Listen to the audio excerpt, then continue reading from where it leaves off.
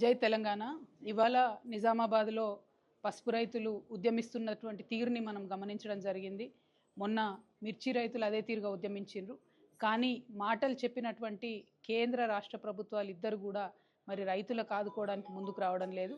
నిజామాబాద్లో పసుపు రైతులకు 15,000 మద్దతు ధర ఇస్తామని చెప్పి కాంగ్రెస్ పార్టీ అధ్యక్షుడిగా ఉన్నప్పుడు ఇప్పటి ముఖ్యమంత్రి గారు రేవంత్ రెడ్డి గారు మాట ఇచ్చి ఉన్నారు. అదే మాట గౌరవనీయులు రాహుల్ గాంధీ గారు కూడా చెప్తున్నారు. కానీ పసుపుకు ఇప్పుడు కనీసం 11,000, 9,000 కూడా రానటువంటి పరిస్థితులలో ప్రభుత్వం ముందుకొచ్చి మా నిజామాబాద్ పసుపు రైతుల్ని ఆదుకోకపోవడం అన్నది కేవలం రైతుల్ని నయవంచన చేయడమే, మోసం చేయడమే. కాబట్టి తక్షణమే రాష్ట్ర ప్రభుత్వం ముందుకొచ్చి పసుపు పంటను కొనుగోలు చేయాలని చెప్పి కనీసం 15,000 రూపాయలు మద్దతు ధర ఇవ్వాలని చెప్పి నేను డిమాండ్ చేస్తూ ఉన్నాను. Thank you. జై తెలంగాణ.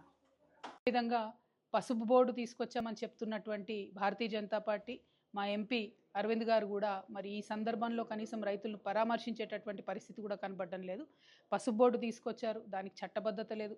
పసుపు బోర్డు తీసుకొచ్చినారు, దాంతో పసుపు రైతులకు ఒరిగిందేమీ లేదు.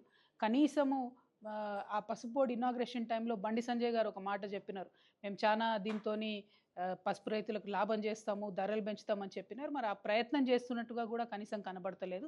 సో ఇవాళ కేంద్ర ప్రభుత్వం కూడా ముందుకు రావాలని చెప్పి రైతులను ఆదుకోవాలి, పసుపు రైతులను అని చెప్పి నేను డిమాండ్ చేస్తూ ఉన్నాను. Thank you. జై తెలంగాణ.